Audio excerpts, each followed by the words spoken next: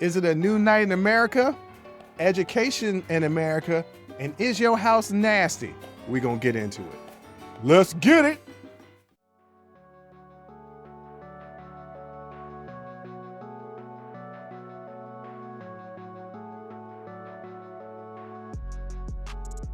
Welcome.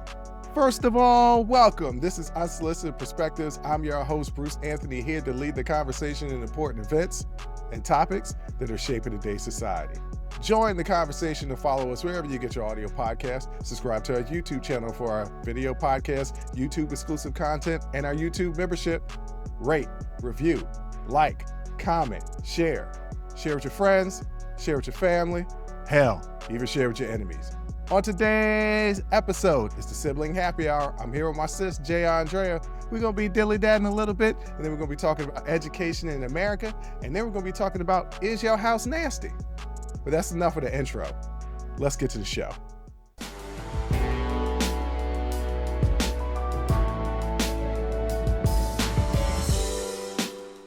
What up, sis? What up, brother? I can't call it. Before we hopped in, saw something funny on the internet that I want to share. On the interwebs. On the interwebs. Yeah. So this woman does a tweet, because that's what I'm going to call them, because I don't know what you call them now. X's? Like they didn't even come up with a name. So like if we still call it tweets, it's Twitter. It's Twitter, right? Yeah. So she comes up with a tweet, and it says, this girl on Facebook got jumped by 4 people at a party. She's been on there all day, catching all the hoes one by one, beating the F out of them. They talk about she the female John Wick. And so this woman, her name is Ray Monroe. She's on Facebook, and she is literally filming herself catching each one of the women that jumped her in different locations and beating the hell out of them. Yeah, and posting them on Facebook. This is hilarious. Listen, here's the thing. I never understood jumping people. Mm-mm. If you got a problem with one person, then you fight that person. Jumping people to me is like, okay, y'all can't fight, so y'all need to fight in a group Mm-hmm. in order to win this fight. Because you know, if you fight me one-on-one, you can get your ass whooped. And that's what's happening. She's finding them. All y'all had something to do with this. All y'all, this is very Kill Bill. And I, you know what? You gotta do what you gotta do. I mean, I don't condone violence, but you know, eye for an eye, I guess. So.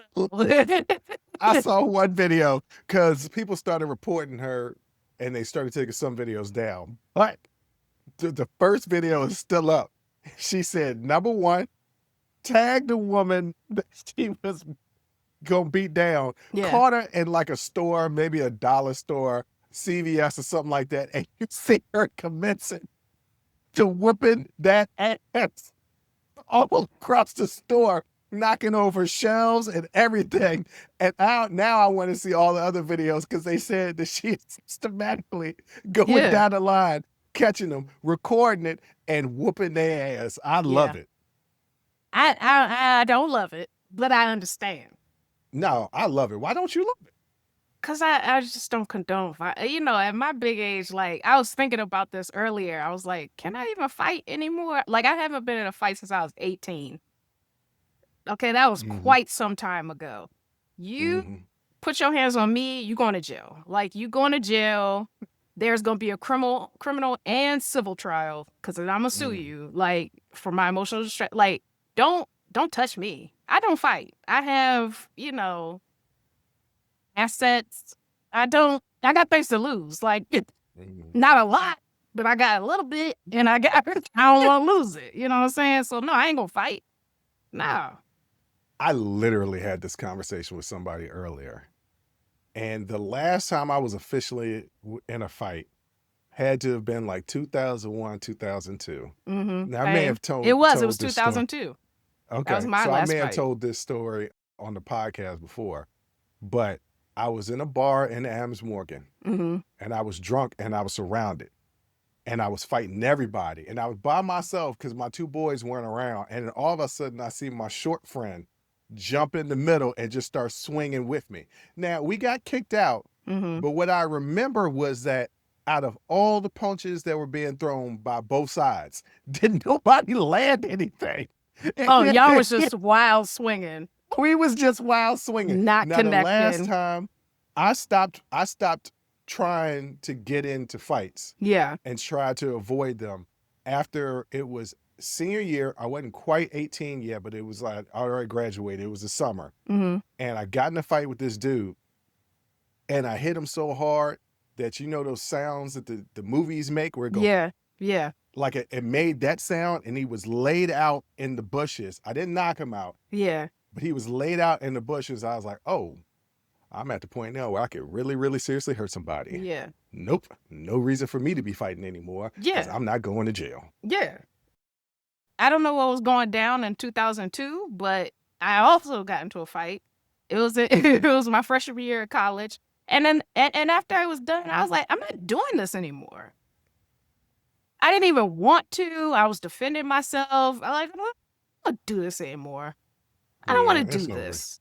There's no reason to fight. Yeah, I'm not doing this no more. I'm not gonna be one of them girls, one of them women that just be out here brawling. Nah, don't touch me.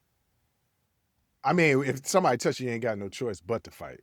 I'm saying don't touch me. Like, yes, Right. I'm gonna defend myself, but also please know that litigation is coming. Like, Well, it's coming. speaking of fighting, Mm-hmm. sometimes, like Public Enemy said, you got to fight the powers that be. True. And Democrats yesterday were filming this after the election day, Mm-hmm. and Democrats won overwhelmingly in so many different elections. Yeah. So you had Mikey Sherrill and Abigail Spanberger. Abigail Spanberger is now my governor here in the state of Virginia, the first female governor. And I made a post on my personal Instagram. I took a picture of my voting sticker on my chest. And then as I was voting, it kind of dawned on me, we lived in Virginia when Virginia had its first Black governor, Yes. Governor Douglas Wilder. He was elected, I think, in 89. He took the office in 1990. Here we are 35 years later, we finally get a female governor. Mm-hmm. And in the post I said, I mean, they said progress was a slow process, but 35 years, we need to speed up this progress because that's a generation. Yeah. And then somebody said, that's actually 2 generations. I'm like, no, it's not. It's a generation.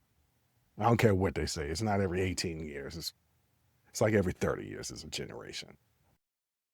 And that's just too long. Yeah. That's just too long. I mean, I feel like we've been ready for a woman in the presidency, but the rest of America doesn't feel that way. So, Yeah. it's still going to be a long road. Obviously, there's still a lot of gender-based discrimination, right? And Yep. and we saw it with getting the right to vote in the first place, right? Yeah. Black men were given the right to vote before white women or women in Yeah. general. So, yeah, gender-based discrimination is still very much alive and well in this country, for sure. Look, let me tell you something. This is what I've always said. White men do not care about women in general at all. And the only time they care about white women, the only time, is when they feel like a Black man may have defiled that white woman. That's the only time they've ever defended white women. Yeah, but even then, it still doesn't feel like it's really about the woman. It's more about a power possession type It of is. thing. Yep. Like you have no right to touch whiteness in that way. Mhm. Not so much. It still doesn't feel so much about the actual woman, and you No. see that when it's a white perpetrator and a white victim, right? Oh yeah, I Like, said they only care yeah, yeah. when it's somebody not them. But we had this conversation. That's patriarchy, right? Like the Yep. patriarchy says to be a man or to exhibit like masculine traits is to be the antithesis of femininity. So what happens? They grow up despising all of the things that are Well, that considered hold on. feminine. We're letting people into a private conversation. That wasn't No, private. we recorded, but that was the after hours. Oh, I mean, they're not gonna Yeah, get the whole. I'm bringing it around town. Like, bringing it around. Okay. yeah, All right. yeah. So it you know, you can't interrupt because there goes my train of thought. It's gone. It done left the station. You was talking about It done left the station. I'm still on the platform. Jay, you were talking about. Damn it! I don't even know what you was talking about. Our audience is gonna be like, "Yo, they had the memory of a gnat." Yeah, because yeah. we What I was was just talking talking about about patriarchy. Yeah, there we was go. what happens is men grow up despising things that are seen societally as feminine or attached to womanhood. So what happens? Well, you're gonna not like the thing that exhibits all the qualities you're supposed to be doing the opposite of. hmm So you have now a situation where, do men like women, or do men date women for other men, for the approval of other men? But they don't actually like women because everything that is supposed to be attached to femininity is everything they're supposed to be against, like fundamentally within I mean, themselves. I personally love women, but that was a long process for Yeah. me to get to because it's a deprogramming. But back to the election night, Yeah. Zoran Yes. won the mayorship. I guess it's the mayoral race. Mayoral race. Yeah. um, Yeah. Shout out to defeating Andrew Mondani. Cuomo. Look, this is my thing about Andrew Cuomo. I was like, look, you resigned from being a governor out of disgrace. You ran against Zoran in the primary and lost by 12 points. Then you decided to still run anyway as an independent, and you still lost. At what point does this 67-year-old man says, my political career is over with, and I should be okay with that? I've done some cool things besides outside of my groping. I've done some cool things. Kind of. You know what? This is it. But we got a new governor in New York City. Yeah, I mean, Cuomo is following the Rudy Giuliani school of not retiring. Walk away. Sit down somewhere. Now you are like leaving in disgrace, like leaving public eye in disgrace. Like just What? No, he did that when he decided to not be governor anymore and gave that up. That was disgrace. This is just. But now it's piling on the disgrace. Yeah. It's just piling it on. Like just please stop. But no, Mamdani. Wow. I mean, Republicans and conservatives pulled out all stops. Yeah, they did. As far as like the smear campaign of Mamdani. And so the fact that the people of New York is like, I think you forgot who we are. The young people in New York, let's be clear, because the people over 45 was still for Cuomo. Yeah, but I think they're like, I think you forgot who we are. Like, we don't take kindly to being told what to do or being smeared and all this stuff. Like, nah. And so for this man to be an out and proud socialist, democratic socialist, and to win in one of the most influential cities in this country is a very good day. Yeah. Also, in California, Proposition 50 passed, allowing the state legislators to redraw the districts ahead of the midterms, seen as a strategic move against Republican gerrymandering. So, Texas was doing something, some other states was doing stuff. So California was like, all right, well, we're going to redraw our district maps, which is going to give us 5 more Democratic seats in the House of Representatives for the midterms. And then they're saying, hey, Maryland, Virginia, you need to do the same thing. New York City need to do the same thing. If this is what they want to do in certain states to try and give states more Republican seats, Democratic states are going to do the same. Yeah. And it's funny because Mike Johnson and Trump sitting here saying that's illegal. They can't do that. And then at the same time talking out the side of their mouth by saying, but you know what? Republican states need to do it. So which one is it? Is it legal or is it illegal? Is it cool for certain states to do it or not cool for certain states to do it? What is it? I don't know what it is. Yeah. The Republicans in power should not be the bar or the barometer by which we judge our own ethics or morals. Okay, so Yeah. and they definitely aren't the bar for what's legal and not legal. They're not that either. So they Yeah. really don't have a leg to stand on, and we shouldn't be listening, and I'm glad we're not. No, meet them where they are. Meet them Mm. where they are. You guys using gerrymandering to disenfranchise specifically largely minority voters, right? Mm-hmm. To seize power or to preserve power. Okay. You realize the Democratic states, some of the largest and economically powerful ones in this country? Cool, cool, cool, cool, cool, cool, cool, cool, cool, cool. Yeah, we were, they go low, we go high. I don't think we should do that anymore. And I love that Gavin Newsom, I feel like this was led a lot by Tim Walz, right? When he started calling him weird. But, Maybe. Yeah. but Maybe he started it. Yeah. yeah, because we saw just how effective that was because they had no recourse except to say, I'm not weird, but this just makes you But look I more don't think weird. Tim Walz, I don't think that was deliberate. I think that Tim Walz was just like talking. He was trying to come up with an adjective to describe the way that they act. And he was like, it's just weird. And I actually hate the term weird. I like using unique better instead of weird for like all contexts. I hate when people call other people weird. I'm like, no, they're just unique. And they are unique. Nah, No, it's unique. unique and weird are two different words, and they have I two mean, different yes, they are. meanings. I And don't know how sometimes different the meanings folks actually are. are weird. All right. Well, regardless, Democrats achieved key wins beyond just the marquee contests of the Virginia governorship, the New Jersey governorship, and the New York mayoralship. Yeah. They showed strength in state legislators and other down the ballot races, including states such as your state of Georgia and Pennsylvania. Yeah. So Republicans are scared today. Mm-hmm. Democrats are joyful. Yeah. I think everybody need to bring down the temperature. Yeah, because this I don't is think just Democrats should be that joyful. midterms are Right? still coming. We still have a In less lot than a of year. work. Yeah, still Yep. have a lot of And work. Democrats should not be so joyful. Republicans should not be so down in the dumps. Somehow this stuff always kind of seems to even out. Yeah, But you done some work, Democrats. You done some work. You found some messaging that works for people. Lean into that. And honestly, maybe you can make some change. I don't think they did.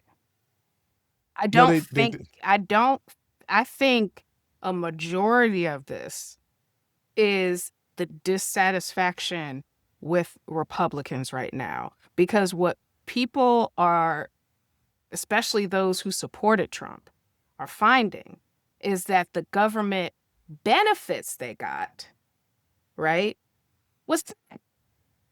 They might have packaged it differently or something like that. Oh, you don't have, I'm not for Obamacare, but you have ACA. It's the same thing. It's the exact same thing. So the packaging of what you get, you think you're getting something different than a government subsidy. But really, what you're getting is, in fact, the same thing that people of color are getting. And when it gets taken away, when things are no longer affordable, especially here in Georgia, because we have a really big issue with price gouging with Georgia Power, the electric company. Nothing's affordable. People are losing their government benefits and they're tired. I don't know. I can't think of anything specifically that really, to me, was like the rallying cry for Democrats.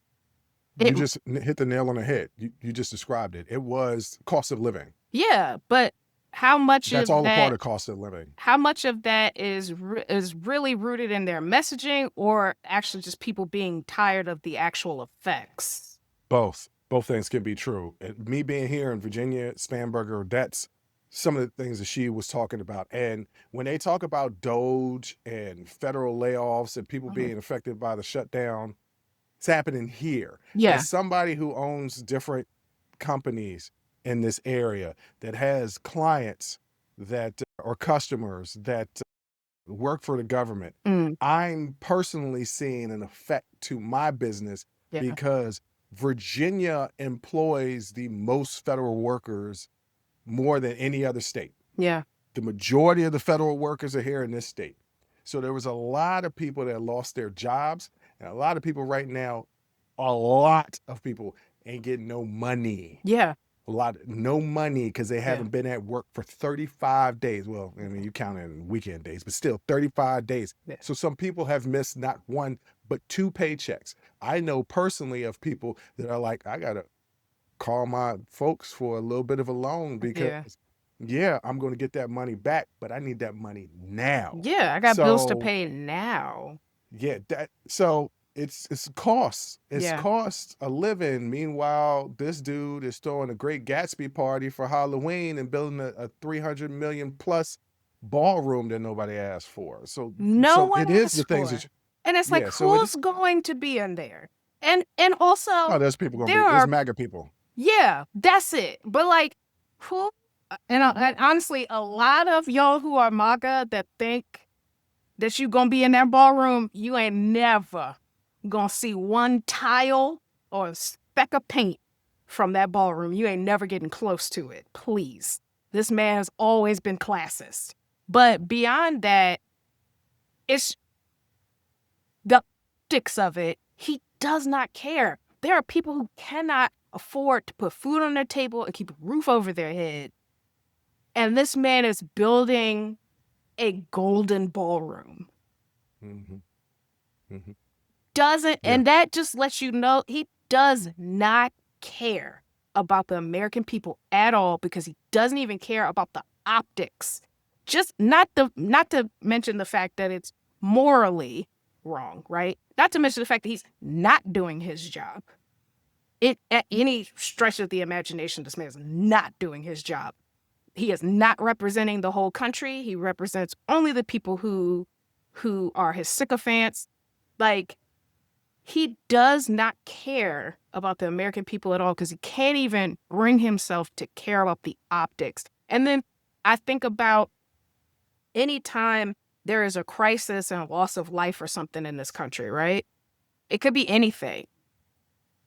The fact that this man can't even, for a full sentence, express his sympathies or compassion without pivoting to something else stupid that has to do, like, I don't know if you saw, I can't remember the name, but like, he can't even muster up the fake compassion for people suffering. When he's confronted with, no, people can't afford things, the prices of stuff are going up. No, it's not. We're doing great. But you want to know why? Because people are telling him that. Well, no, there are certain people doing, like, if you got money in the stock market, if you got the 401k, like, if you got money, you're doing well. The economy is going well for you. If you live in paycheck to paycheck, you're struggling. And that's part of the reason why the Democrats won. Yeah. But another reason why the Democrats won is because of this next topic that we're about to talk about, and it's education. Look, ladies and gentlemen, my sister sent me something, and she should have known that it was going to ruffle my feathers because I'm an educator. Yeah. But whatever, we're going to get into it. It was funny, y'all. All right, we're going to get into it next.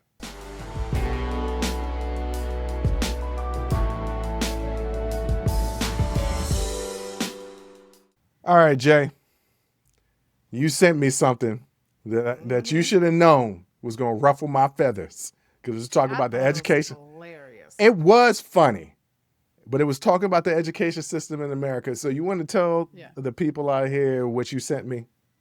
So it's a collection. I think he's done 4 parts. So it's a content creator. His name is Legit Pat. And the title of the series is Things We Had to Learn in Elementary School for Some Reason. And it's just like a bunch of stuff. And I'm like, we did learn this. And literally none of this has come up in adult conversation.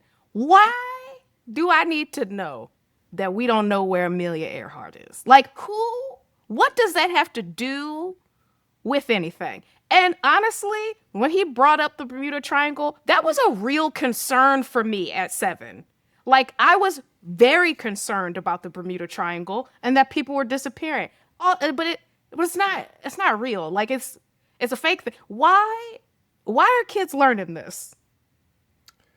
Okay, so while all this stuff, and you know me, I was like, there's a reason behind everything. And this is also, I talk about it all the time. This is also the reason why people who have never studied education should Hmm. never be a part of the education process. I know there are parents Yes. out there that say I should have a say in what my kids can learn. No, because you don't know how to teach your kids. You don't. If you want to say homeschool them. Yep. Do that because you don't know Yeah. how to teach your kids. So when we learn about the Bermuda Triangle and tadpoles and clouds and different rocks, stalactites and stalagmites and all this Yes. other stuff, right? That you're Hmm. like, I'll never use this stuff ever. You're kind Yes. of right. Those particular topics, you're probably never going to use them again. But what they Yeah. do is they build a foundation in critical thinking, problem solving, and adaptability when you get older.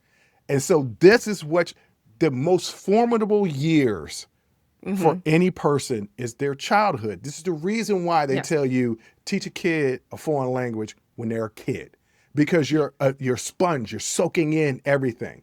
So in elementary school, you are introduced to a variety of different things.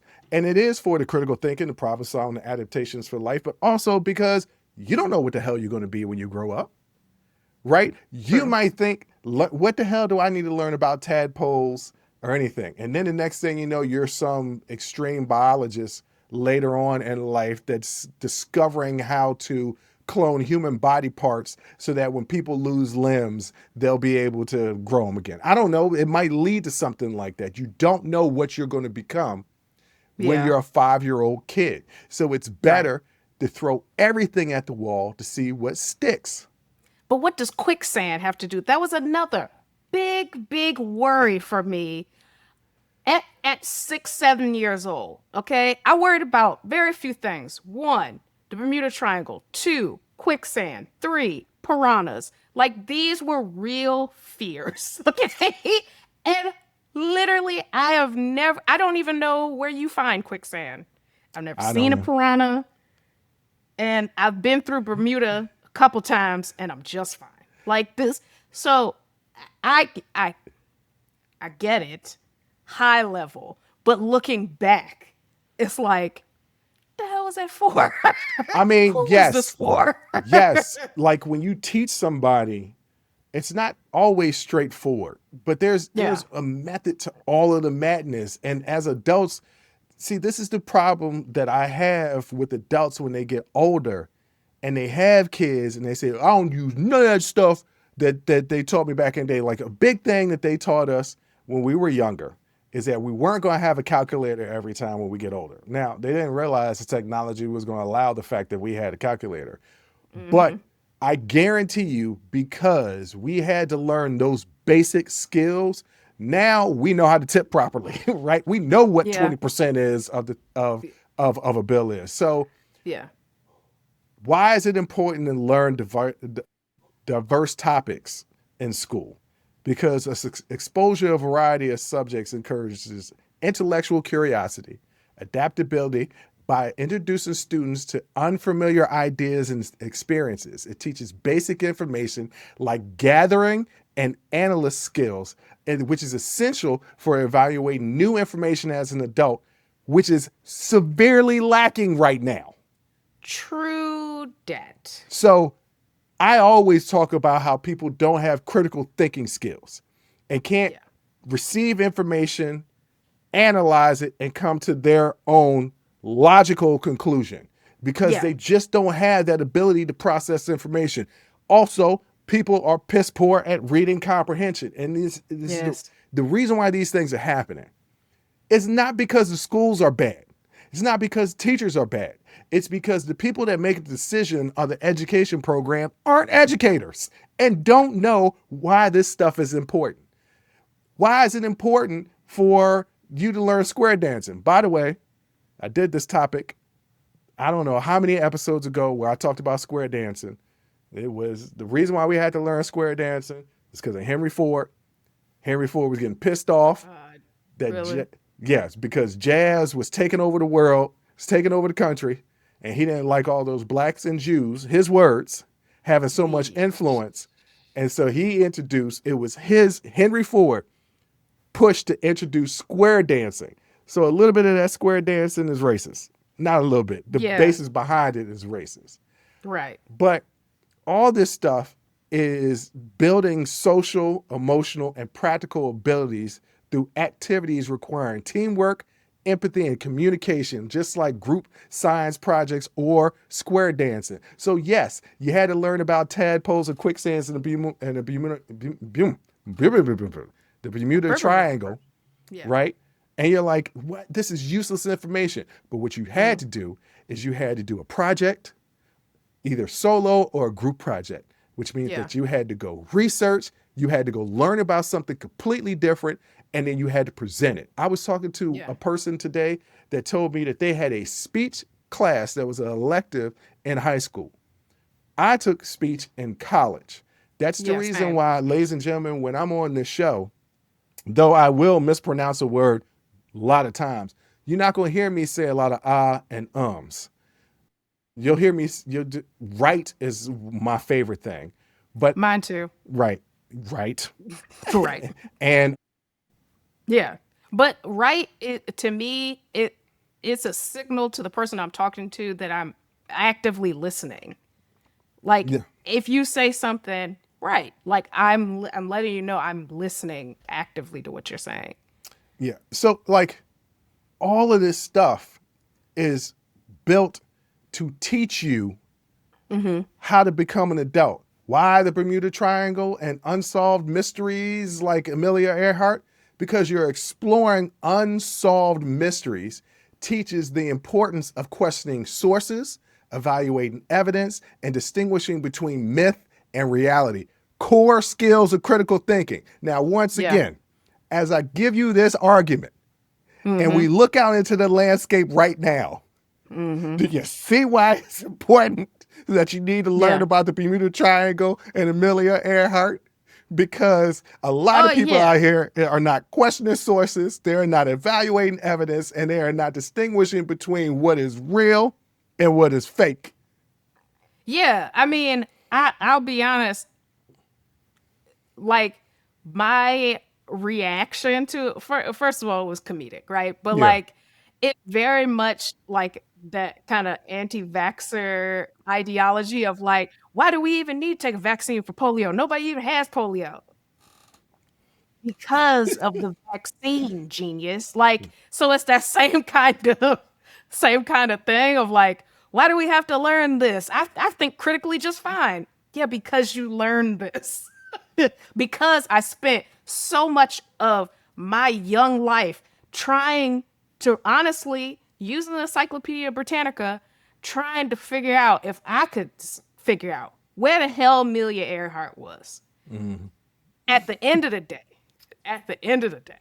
I am pretty sure that she did not make it on that flight. She didn't make it. Okay. Because all these conspiracy theories about her starting a new life, I don't believe it. Okay. Because she was doing it for you don't become the first female to do a transatlantic flight, and that fame and notoriety for her to disappear into obscurity, like that doesn't make sense. Like, no. So I've solved it. Okay. Okay, Miss Matlock. But it's because why? I had those critical thinking and problem solving skills. Yeah. I mean, and I remember so much. You won't have the calculator with you in the future. And they're right. We have the calculators on our phone. But what teachers were trying to do by taking away the calculators was to teach us to learn how to problem solve. And then through problem solving, foster confidence to be able to tackle problems in the future mentally. Yeah. right? So people may think like, well, I don't understand the connection. Real simple. You know this algebraic equation is very difficult. You can't Hmm. seem to figure it out. You got to show your work. That's another reason why I hated teachers who were saying they had to show you work, but you had to show your work because you had to prove that you knew the processes of solving this problem. Yeah. Now, how does that equate to real life? You got this project at work, Hmm. and one department is on the ball and the other department is not on the ball. This is a problem. Yeah. How do you solve it? You go back to your problem solving skills that you learned when you Hmm. couldn't solve that algebraic equation through through a Yeah. calculator. Like it's not a straight line, but it's Yeah. teaching you something through in placing you in environments that you are uncomfortable with, that you have to make your way through. And Yeah. by It's wax doing on, wax off. right, that you know what? I was trying to find an analogy and you got it. For those people who Yeah. don't understand what my sister just said, in the original Karate Kid with Ralph Macchio, everybody loved watching the Karate Kid TV series. Watch the first episode. Mr. Miyagi had him painting a fence and waxing Hmm. cars. And Yeah. Ralph Macchio or Danielson was like, how is this going to teach me how to defend myself? And then he was out there in the karate tournament and he was like, paint the fence, and they was blocking maneuvers. It was like wax Yeah. on, wax off. It was blocking maneuvers. So Hmm. though you may not see how learning this particular thing will help you in the future, trust me, it's there. The square Yeah. dancing, group projects, that's all about one, improving your social skills, which certain Yeah. generations behind us are severely lacking. Yeah. Cooperation, listening, all this stuff, and respect for others. Yeah. Right? All this Yeah. stuff is what it's teaching you. And it's also teaching that there are learning diverse topics. Learning diverse topics isn't about mastering each one for practical use, but about learning how to learn. Yeah. Right? Everybody learns different. There's visual learners, there's auditory learners, and there's conceptual learning. That understanding that principles and systems equip students to transfer skills between different subjects and solve real world problems later. Yeah. Open-ended, varied education encourages questioning norms and perspectives, and that's the bedrock of critical thinking. So all this stuff leads to a better adult, Yeah. hopefully. And Hopefully. because you can tell, I don't blame older people for being confused about the information that they're receiving, because technology moved so fast, like within our parents, but so fast in the boomers generation, so Yeah. fast. Yeah. I mean, in a boomers generation, they went from, Listening to the radio I, I think, for primetime entertainment. okay, yes, maybe, but the beginning of television, literally the Hmm. beginning of television, to the point where there are now videos that you can create AI that looks so realistic that you're like, wait a minute, this is real. Yeah. That happened in their lifetime, so I can understand how they would get confused. Our generation, Civil rights. Gen A lot of X stuff. and millennials, I don't know why we get fooled by this trickeration. It's a bunch of kids. They're not kids anymore, but there's a bunch of adults, and that generation just wasn't paying attention in school. No, they wasn't. Yeah. I mean, I don't know why we talk about Gen X, but like millennials, Well, because uh, what do they call me?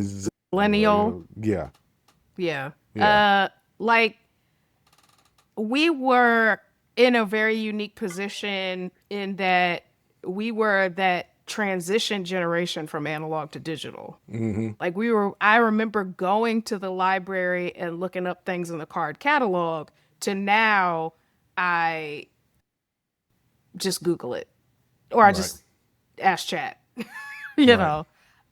So yeah, that gives us a very unique perspective. I understand education obviously needs to be holistic, You got me. but You got me riled up. I know, but at the same time, The videos were funny. The videos are funny. Yeah, Here's the because problem. it was the intensity at which the teacher like delivered Yeah. this cumulonimbus clouds. Well, you have to This is make going to it. be important. Well, you have to make it. If you don't, as somebody who was going to be an educator, who actually only classroom experience I have is student teaching, but you have to make it seem, even if the teacher doesn't believe it's important, you have to make it seem important and interesting in order to grab these young people's attention. And I don't even know what it's like now. It's probably extremely harder than it was for me 25 years ago when I was doing student teaching, because the attention span of a person right now is just so short. Yeah. And yes, it is funny. But the problem I saw with the videos is that they were making light of it, and it was funny. I know there are people out there who are influencing education policy that believe these things to be true, like they're all useless. And they always talk reading, writing, arithmetic. And it's like, if you just want to create robots that don't think. Which is what they want. Yeah, okay. They're pretty, these are not dumb people. They're not educators, but these are not dumb people, and they know exactly what they're doing. But you have to, even if you want control now, eventually you're going to die off, right? Yeah. So if people don't have these skills, there'll be no future leaders. They don't care. They won't be here. Yeah, okay. They don't care. Right. They won't be here. What do they care? They care about amassing enough wealth so that their descendants will be fine. Yeah. And other than that, the future. If these people cared about the future of the country, they wouldn't do 90% of the things that they do. Especially environmentally. Yeah. Yes. All right. The videos are funny, but this is what I'm going to say. Adults who receive diverse education exposure adapt more easily to new tasks and unfamiliar topics in personal and professional life. Yeah. They approach problems with multiple strategies, not just memorized rules. They demonstrate higher empathy, social awareness, and creativity. Having a wide-ranging education in childhood, regardless of whether specific content seems useless at the time, is essential for nourishing versatile, thoughtful, and capable adults. This process of encountering, questioning, and learning from different subjects is what truly prepares people for lifelong learning and critical engagement with the world. So this stuff is important. Yes. And what we are losing is high empathy, social awareness, and creativity. And you know where that is? Where does that seem prevalent? Where those things, where people demonstrate higher empathy, social awareness, and creativity. What political party does that seem like the majority of people that emphasize those things come from? Yeah, I mean, not the Republican Party. Yeah, no, it's not the Republican Party. And who overwhelmingly votes for Democrats? Aren't those college graduates? Yeah, that's why all of these Ivy League graduates in Republican spaces are railing against higher education, because they know what happens when you learn. Yes. Not only do you gain those critical thinking skills, but it's just what you said. You develop empathy. You develop social awareness. This is why they don't want history taught in schools. Mm-hmm. Because I'm sorry, I don't know anybody when I was in school that heard about, when they had that one chapter on enslavement, go, man, it really makes me depressed to be white. No, that these kids look at it and they say, that was horrible. I will never be like that. Mm-hmm. Right? And we learned that in Lynchburg, Virginia. We was learning about enslavement in Lynchburg, Virginia, y'all. And I was in the class with nothing but white students. And I'm telling you, when nobody feeling sorry for themselves. It's like, man, that's ridiculous. That's literally Yeah. what they were saying. It helped them to see the world as not just what's within their own ecosystem, right? Like other people exist that have different experiences and it teaches you to be more aware of that and to not center yourself in everything. Mm-hmm. So for all my parents out there, when your kid comes home and they are learning about tadpoles or something that you're just like, how is this helping you for the real world? Mm-hmm. Go back and rewatch this segment specifically. And I'm explaining to you how that particular project that's happening now in their 4th grade class is going to help them when they're a 35-year-old female or male or them or they. Mm-hmm. It's going to help them. And you want your child to be the best adult that they can be. So instead of poo-pooing it and getting angry and going to the school board and saying, why are my kids learning this? Join in the project with them. Help them get excited. You might create the next super scientist that's going to cure cancer. Yeah.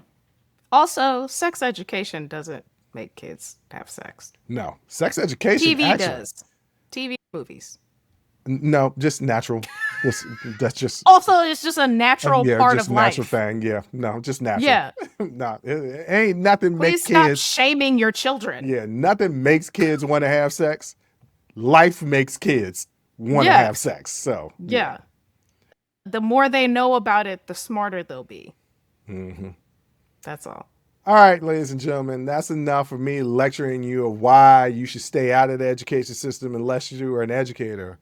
But I am going to lecture you about why you need to take your shoes off before you walk around in the house. And we're going to get into that next.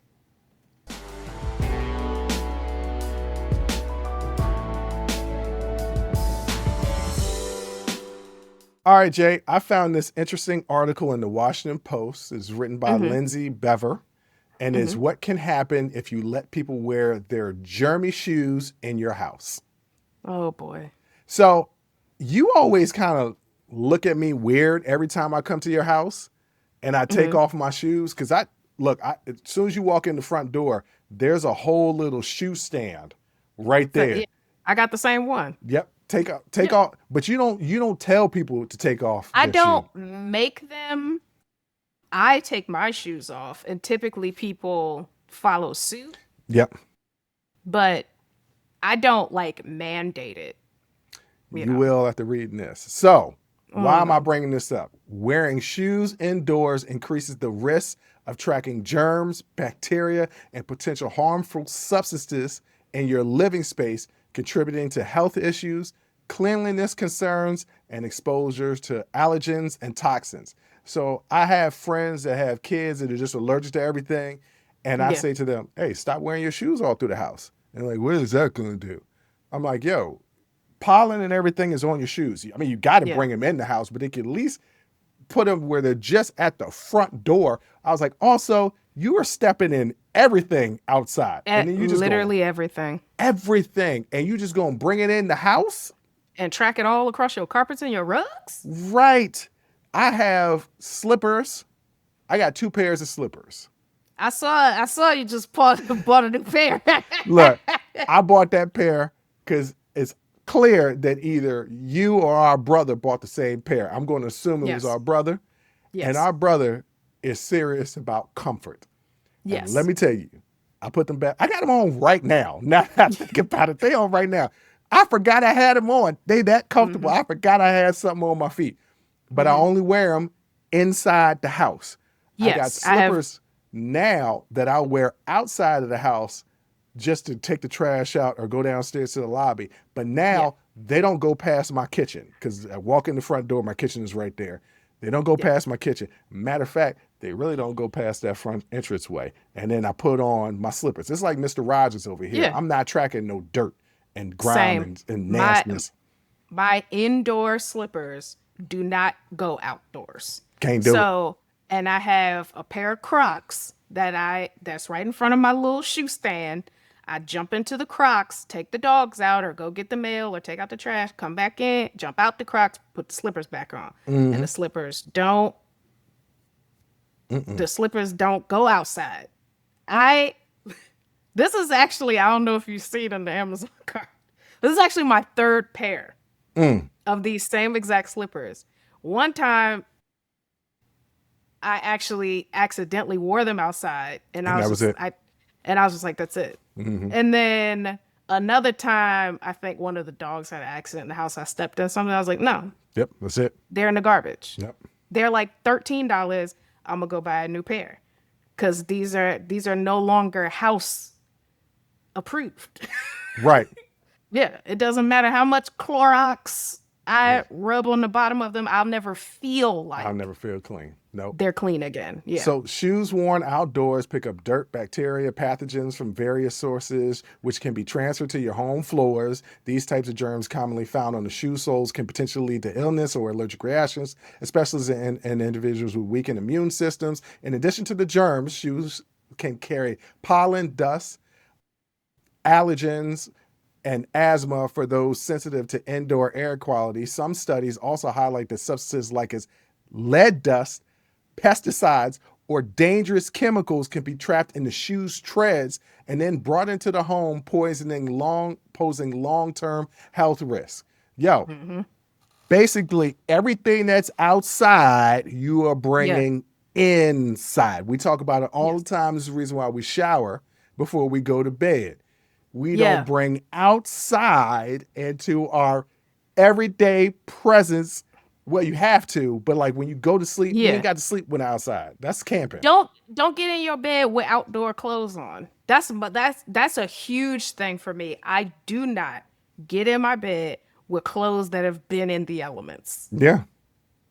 I have to change my clothes when I get home because I've been outside. I don't even like.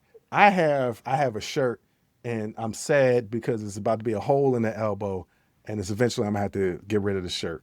You've seen it because I brought it to your house when I stayed there. It's my sleep shirt. It's a t-shirt, long sleeve t-shirt hoodie with Superman emblem.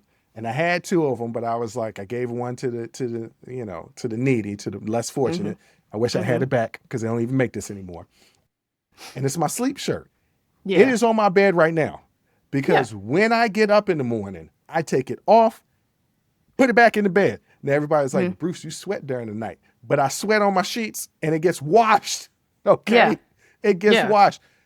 Nothing else from outside comes in my bed. Matter of fact, when I take my shower, I don't even put the shirt on to go get a drink out of the kitchen. The shirt is in the room. When I take my shower, I don't even want to walk around throughout the house before I get into bed. It's shower, bedroom, bed. That's it. Yes. Yeah. Yeah. No, I feel you on that. So I'll spend, like, say I'm in the house all day, right? And I got my slippers on. Got them on. I have a sensory thing. I don't like being barefoot. I used to like it when I was a child. I don't like it now. Yeah, you really did like it when you was a kid. I loved being barefoot. And now I can't stand feeling things on the bottom of my feet. But I wear socks, indoors. I wear socks. Them same socks that I've been wearing all day, they've been in my slippers. Haven't even been on the floor. Those are not the socks I'm getting into bed with. Oh, no. It's special socks. It's the socks are on my bed right now. You got new socks. Yeah. New socks. Yeah, I can't. No. I've been wearing them socks all day. They've been in my slippers all day. They've been in the slippers. I'm not putting those in my bed. Now, people out there are going to trip. Because we have people that listen to the show. It's like, you don't even need to shower every day. Somebody said to me, I can't remember who it was. Somebody said to me that they read a study that you can take 2 showers a day, but one of the showers doesn't need to be with soap. You can just let the water hit you and it'll run all the dirt. And I said, sir, it was a gentleman. I do remember who said it to me. It was an older gentleman. I said, sir, you could do that if you want to. Yeah. And you might actually be true. But I don't think it is, but okay. I don't think it is either. But I was like, even if you are true, don't nothing hurt for me to use that soap. Well, no, I mean, eventually, what does it hurt? well, he was like, eventually, you degrade your skin and stuff like that. And when you get No, you older, don't. I was like, there's a reason why black don't crack. We've been using Yeah. soap and washcloths for years. Okay. Yeah. I'm going to stick Yeah. with that than to just get in the shower and rinsing off. No, Yeah. you got to No. scrub. You got to You got to scrub. scrub. Yeah. You got to scrub. That's was- how I was taught to bathe. That's how I still bathe. You got to scrub. Period. I'm sorry. Before we started washing our hands, people was dropping like flies. Mhm. Typhoid Mary was out here having people laid up. Why? Because sis wasn't washing her hands. The pandemic started, and we had to like literally tell people, wash your hands. That's crazy work to me. Like, They had to y'all teach people wasn't how to washing wash it. People didn't know. People still don't do it. People Yeah. just put the soap in their hand, do a little bit of this, and they done. I'm like, Yeah. no, you got to get the soap, you got to lather in your hands, and then Yeah. in the palm of your hands, you dig your fingernails in, and you kind of get that soap Yeah. underneath your fingernails. That's the reason why your fingernails are dirty. You know what? Yes. A lot of dudes, this is going to be real graphic. So, ladies and gentlemen, if you got kids, go ahead and pause it for a quick second. Okay? You done paused it? Okay, good. There's a lot of dudes out here. I mean, pausing it ain't gonna do nothing. They're gonna play again, and you still gonna be talking right at the same point. Oh, yeah. Just turn the volume down To turn the volume down or pause and count pause to it. 30. Pause it and take the kids away and then bring the kids back. Yeah, Dudes out yeah. here don't be cleaning up under their fingernails, right? Don't Mm-hmm. wash their hands regularly and want to be touching on female body parts. Mm-hmm. Lead to all type of infections. Yeah. All type of Girl, infections. you got that UTI? That UTI is because he had poo-poo in his fingernails. Yeah. Because Yes. dudes out here, what was it? Tom Sarah, he's a comedian. Tom Saraguga. You would know him if you've I don't seen know. him. He has a Yeah. podcast with another comedian, white guy, big guy. He's funny too, always got his shirt off. And he was talking about, before the pandemic, I didn't really wash my hands like that after I used the bathroom. And I said, wait a minute. And his co-host said, wait a minute, number one or number two? Because some guys would be like, if I'm doing number one, then I don't really need to wash my hands, which Yes, you yes, do. you do. Okay. Yes, you do. He was like, for both, unless I got something on my hand, I didn't wash my hands. And I was like, You don't y'all, know you always got something on your hands. You Wash your damn always hands. have something on your hands. My hands nasty. It's the fact that you're in the bathroom, touching surfaces in the bathroom. You got something on your hands. And don't get me started. Wash your hands. Don't get me And started this on is having your why toothbrush out. black people fist bump. This is why y'all want to know why? Because listen, this is why we fist bump. It's not because we're cool. Yeah, we are cool, but we fist bump because don't nobody want to shake y'all hand because we've been in the bathroom and we see you just doing a little quick rinse if you do that and walking out. And I say something, I be like, you not gonna wash your hands? Did you forget? Or are you just gonna touch that door and touch everything in the building? Touch the elevator buttons. You just touching everything, and you ain't put not nary a drop of soap Not nary. on them digits. So the point we were getting back to the shoes. Yes. Experts, and once again, this from the Washington Post, experts genuinely recommend implementing a no-shoe policy indoors to minimize all the risk of you bringing in the outdoor stuff, especially in homes with children. Because remember, you got little children, they crawling on the floor, they putting their hands in their mouth all the time. Yes. You're going to get them kids typhoid fever, okay? Also, why y'all be letting them babies crawl around on the floor in public places? Oh, in public places. Okay, I thought you was about to say in the house, but public places, No. I don't get it either. I mean, look at there be a baby on the floor in a restaurant, and I'm like, do you know what's on this floor? Hey, just a kid. And this I whole wouldn't idea, sit on this floor, and I'm grown. right? And this whole idea, we trying to build up their immune system. Who the hell Nah. you trying to build Thor? just going to school will build up their immune system. Yes.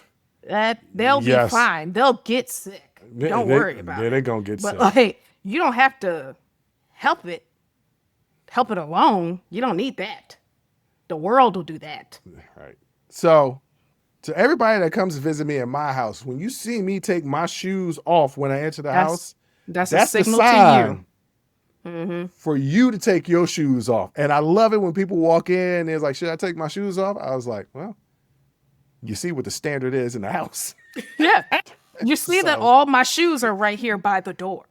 I'm going to judge you for not taking your shoes off more than if you got some holes in your socks. Yeah, I don't care about that. My socks got holes in them. I have 2 dogs who love to chew my socks. All my socks have holes in them. I ain't buying no new socks. Why? They just gonna chew them up again. Six-pack of Hanes ain't that expensive for things like $6. No, I went and bought because I live in the hood, so you can get you a 20-pack of socks for $10. And so the dogs ate them. Yeah, they were fine. Their socks were fine. The dogs ate them. So I'm just like, I just got holes in my socks. It is what it is. Okay, that's pretty gross. But Jay, basically, ladies and gentlemen, don't let people walk around with shoes on in your house. And if they are insistent upon wearing the shoes, they can get the hell out. You can get the hell out. I got slippers for you. Don't worry. If you have to have things on your feet, if you have to have things on your feet, don't worry. I think get washed. Oh, and okay. I hope people got socks on. I ain't got no socks on in my slippers right now. Oh. But these are my slippers. Yeah, but it's just collecting your foot sweat. It is. Because I'm sweating right now. I have socks on. Typically I would, but not right now. I didn't feel like being restricted with socks. Anyway, Jay, what do you want to tell these people out here? I feel like I said it all. You did. Last week, your word count relatively low. This week, yeah. Hi. So good job. Yeah. They got that. I'm not as stressed out. Midterms are over. The countdown on my calendar says 42 days to graduation. Right. Yes, I'm gonna be there. Yes. But on that note, ladies and gentlemen, I want to thank you for listening. I want to thank you for watching. And until next time, as always, I'll holla. Woo! That was a hell of a show. Thank you for rocking with us here on Unsolicited Perspectives with Bruce Anthony. Now, before you go, don't forget to follow, subscribe, like, comment, and share our podcast wherever you're listening or watching it to it. Pass it along to your friends. If you enjoy it, that means the people that you rock will enjoy it also. So share the wealth, share the knowledge, share the noise. And for all those people that say, well, I don't have a YouTube. If you have a Gmail account, you have a YouTube. Subscribe to our YouTube channel where you can actually watch our video podcast and YouTube exclusive content. But the real party is on our Patreon page, After Hours Uncensored and Talking Straight-ish. After Hours Uncensored is another show with my sister. And once again, the key word there is uncensored. Those are exclusively on our Patreon page. Jump onto our website at unsolicitedperspective.com for all things us. That's where you can get all of our audio, video, our blogs, and even buy our merch. And if you really feel generous and want to help us out, you can donate on our donations page. Donations go strictly to improving our software and hardware so we can keep giving you guys good content that you can clearly listen to and that you can clearly see. So any donation would be appreciative. Most importantly, I want to say thank you for listening and watching and supporting us. And I'll catch you next time. Audi 5000. Peace.